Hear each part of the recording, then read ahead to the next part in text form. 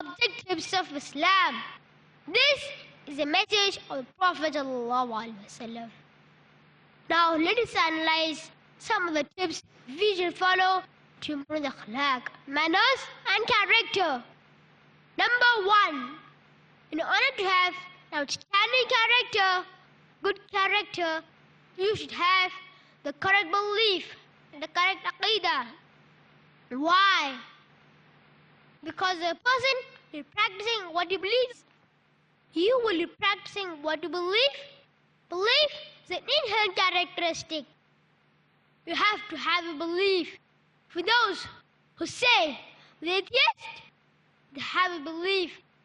Every human has to believe something. For instance, when you're thirsty, drink water, right? Because you believe the water will quench your thirst. True or not? That's it, drink water when you feel thirsty. When you're sick, drink medicine because you believe that the medicine will be a cause of recovery.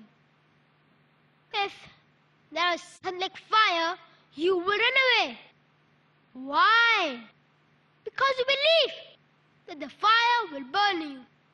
So belief is something built in, embodied in us. In order to have good manners and good character, you should have the right and the correct belief. Because you practice what you believe. So that is tip number 1. You need to have the correct belief.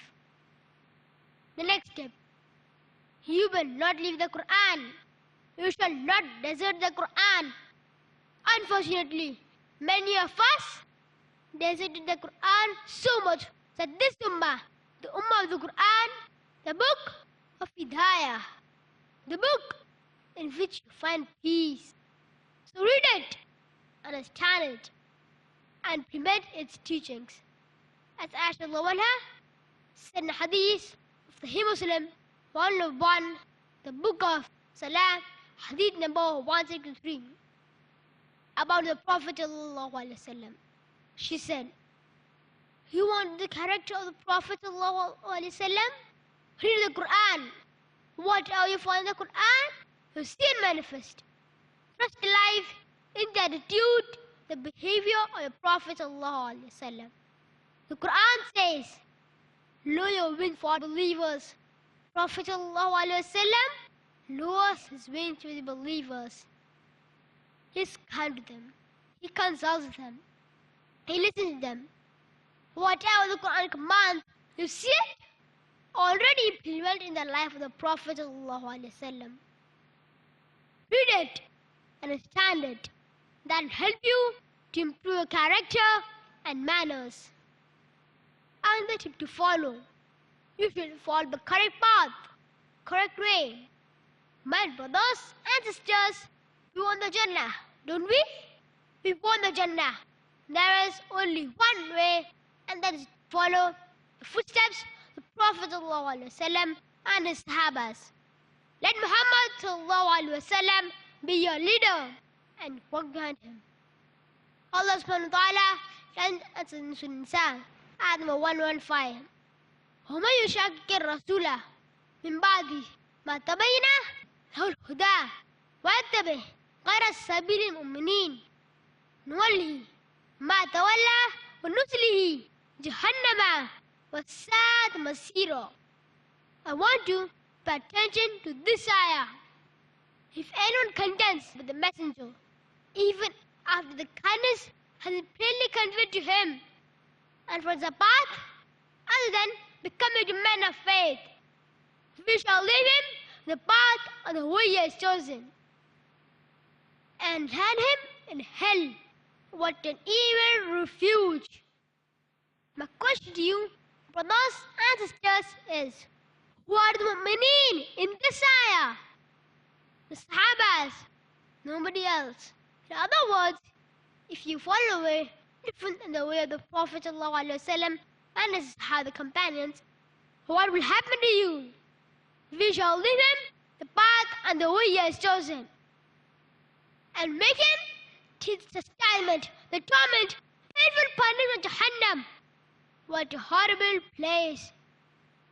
If from the Jannah, you should follow the way the Prophet ﷺ and his Sahabas. You have no choice. That is the way. That's the way leads to Jannah. Also, get tips how to start learning a deen, seeking the ilm, religious knowledge. We're living in a time when we have religious illiteracy. Yes, there is a religious illiteracy. We have Muslims who have PhDs and yet they don't know Islam. You ask him to read Surah Al-Fatiha without making a mistake, he cannot. This is the reality.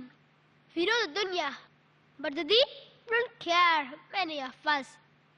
So you need to study the deen, the Quran and the Sunnah to improve your akhlaq. And lastly, you should study the biographies, pious people, righteous people, the Sahabas, the Tabi'een.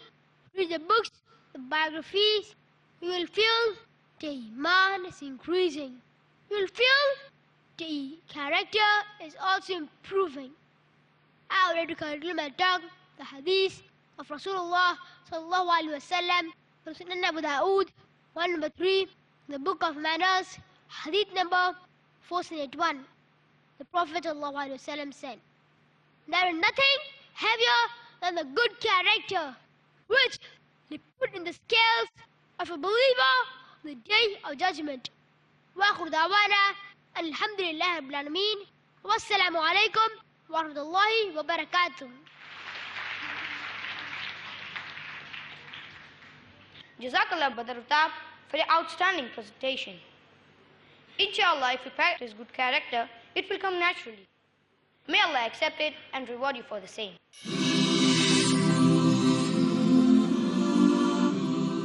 لبيك اللهم لبيك